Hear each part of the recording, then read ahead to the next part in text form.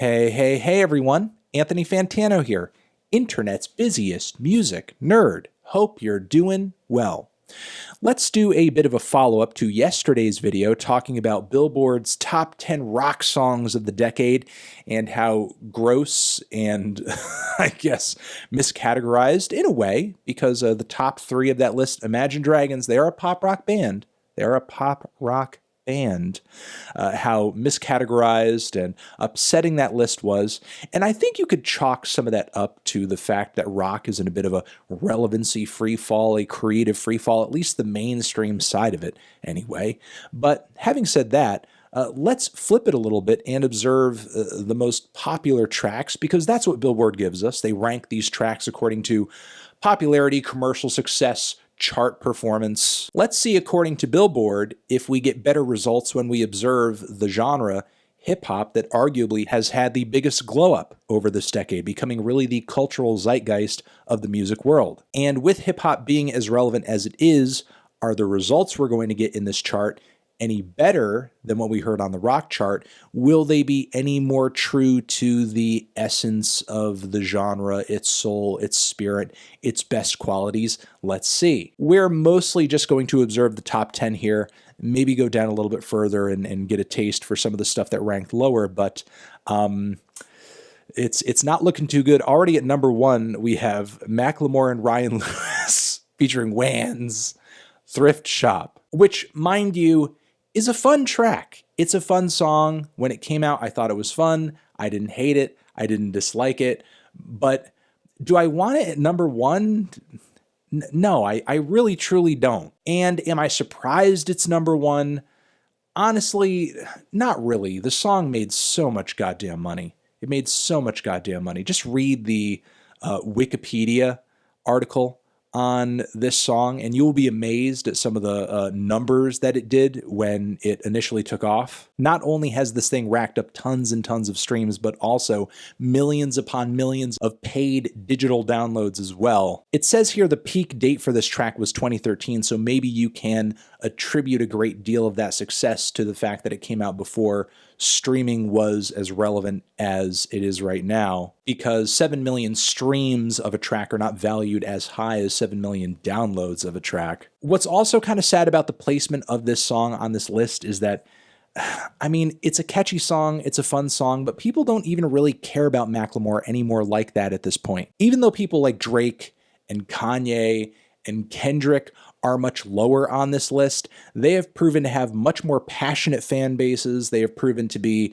much more successful in the industry long term than Macklemore has, who at this point his profile has diminished so greatly because his last record kind of sucked. The follow-up to The Heist was pretty weak as well. So unfortunately, the top of this list for the decade is just being dominated by what is essentially a one-hit wonder novelty type rap song, which again is fun, but I don't think is the best representation of the genre over the past 10 years. Now, of course, because it's Billboard and they want to aggravate anyone that actually cares about music, this is not just a hip-hop, but a hip-hop and R&B chart.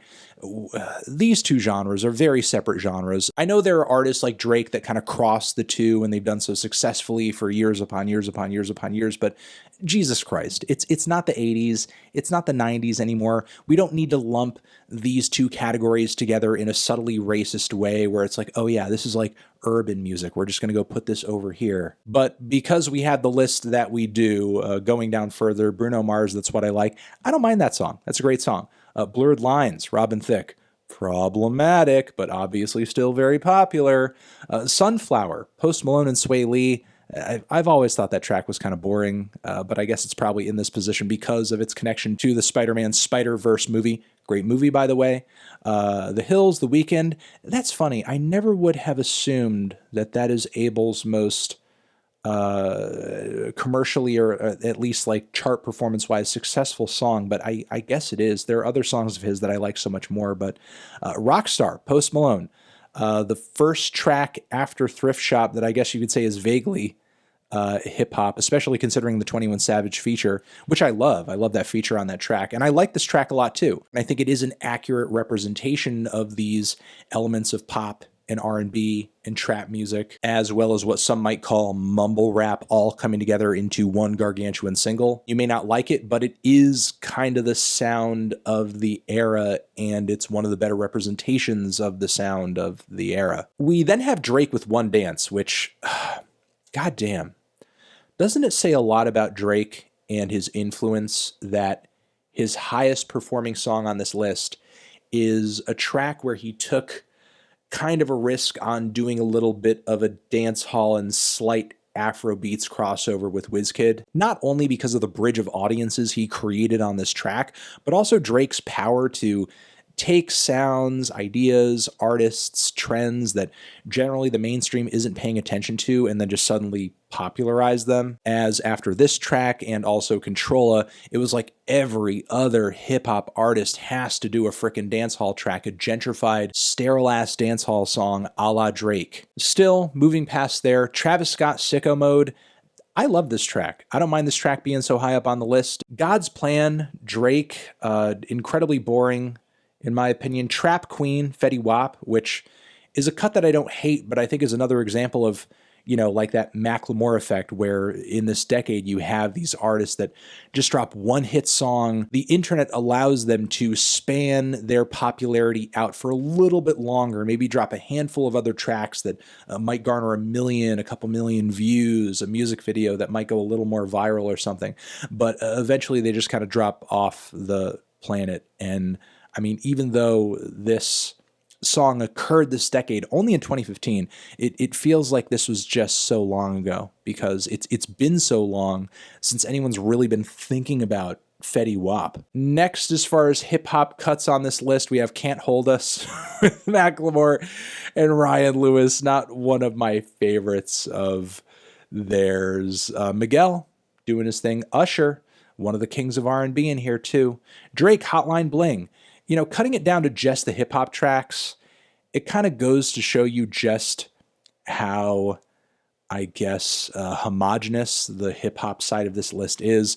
Post Malone, Macklemore, Drake. Post Malone, Macklemore, Drake. Post Malone, Macklemore, Drake.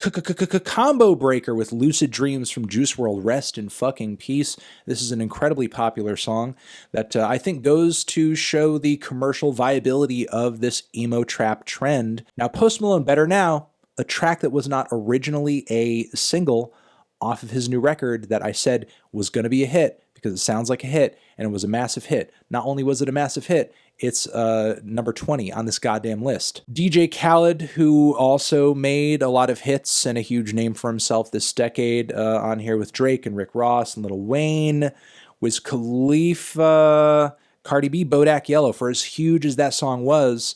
And, you know, it's not bad because that peaked in 2017, and Cardi hasn't had that much time for that song to gain that much traction across this decade. Even more recent is Old Town Road with Lil Nas X and Billy Ray Cyrus.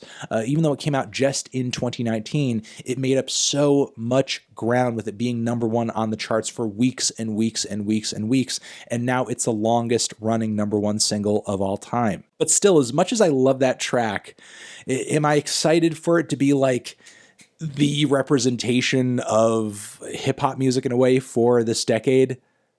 Yeah, you know, I guess it is, because this track is certainly a representation not only of some of the trap aesthetics of the decade, some of the humor of the decade too when it comes to mainstream music, but also the weird genre fusions and crossovers that dominated nearly every genre too. Fancy from Iggy Azalea is on here pretty high at number 30, and even though people publicly are really not fucking with Iggy Azalea and her new record, and I get why, when you look at her numbers, she's still doing really big numbers on her shit. There are a lot of, I guess, kind of quiet, closeted Iggy Azalea fans that are still streaming her shit and like watching her music videos over and over and over and over. Bad and Bougie, even though that track was so hot, just number 46, damn.